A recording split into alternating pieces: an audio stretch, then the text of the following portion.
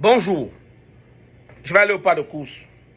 Je vais restituer les faits suite à une vidéo qu'on m'a fait parvenir il y a quelques minutes de Valsero par rapport à la lettre envoyée à la fédération, au club de mon petit Onana, que j'aime beaucoup. Pour moi, c'est le meilleur gardien du Cameroun. Et il apporte beaucoup avec son système de jeu. Donc, je suis d'emblée, je suis un pro Onana. Par contre, l'explication ou bien la connotation que Valsero a voulu faire dans sa vidéo, elle est complètement fausse. Je m'en vais vous expliquer pourquoi.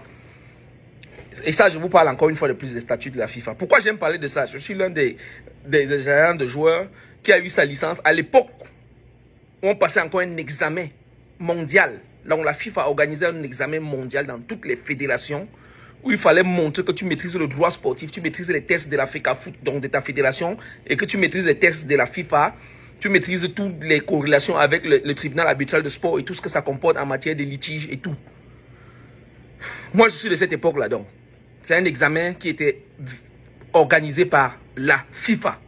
Pour dire quoi? Pour dire que pour passer cet examen, que j'ai passé avec brio, c'est-à-dire que 20 sur 20, aucun point de perdu, il fallait maîtriser tout ce qui est test en global dans le monde du football.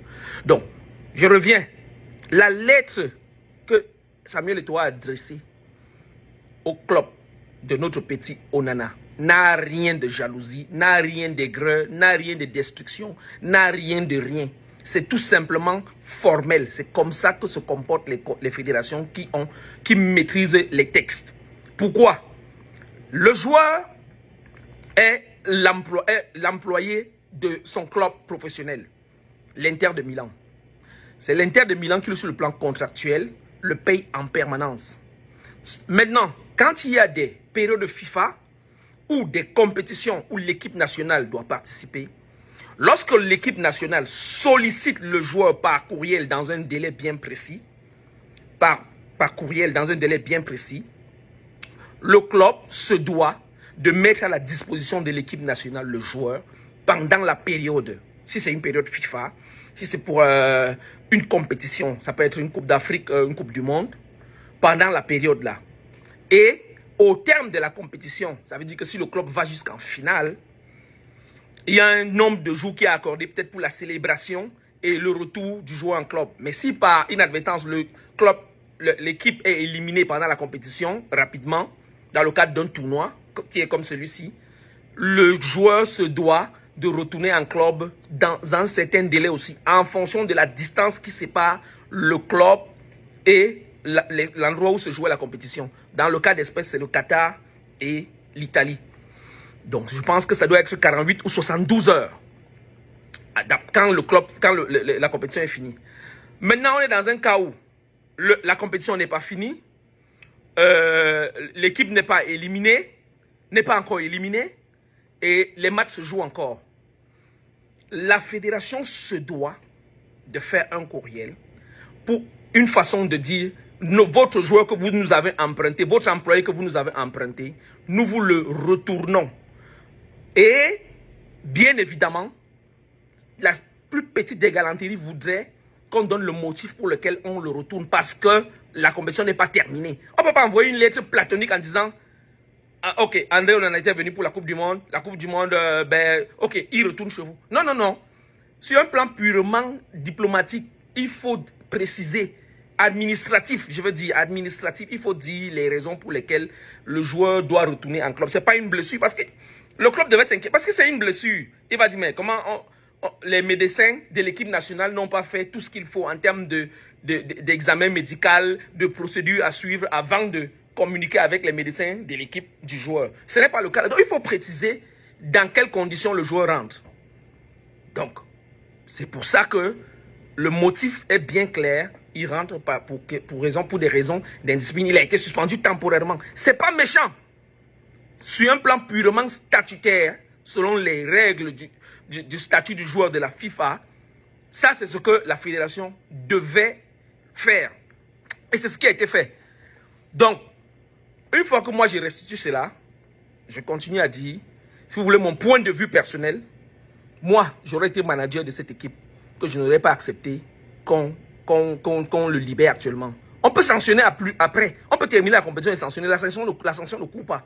Maintenant, si l'équipe dirigeante est dans une dynamique de restructurer tout, est dans une dynamique de dire, OK, on ne veut pas forcément des victoires là, mais on prépare des victoires à moyen et à long terme, là, ça se comprend.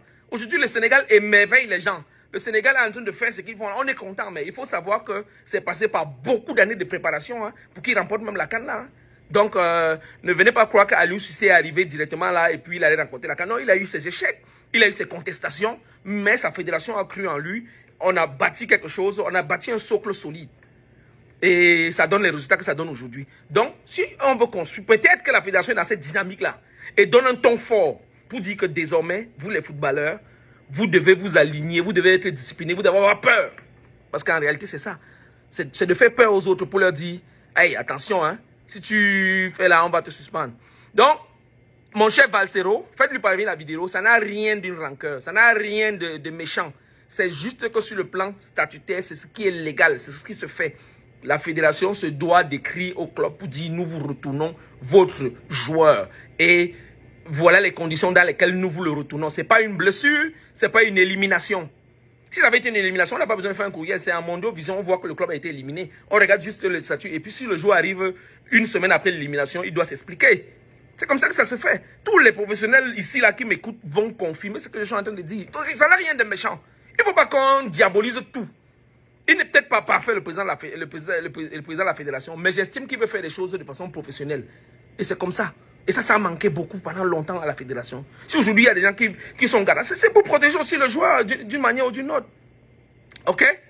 Donc j'espère que le point, la réponse à ça, à la petite polémique qu'a voulu amener notre frère Valsero a été bien pondue et bien répondue. Donc, je vous souhaite une bonne préparation pour Cameroun-Brésil, d'être de tout cœur avec le Cameroun, parce que comme je l'ai dit, c'est pas compliqué. Victoire contre le Brésil. Et ensuite, Serbie vient challenger la Suisse. Là, comme parce que la Serbie va challenger la Suisse, ça va être rude. Et on va passer avec 4 points. Donc les gars, allez, à vendredi pour un direct après la victoire. Un champagne, on ouvre, on boit. Ciao les gars, bye.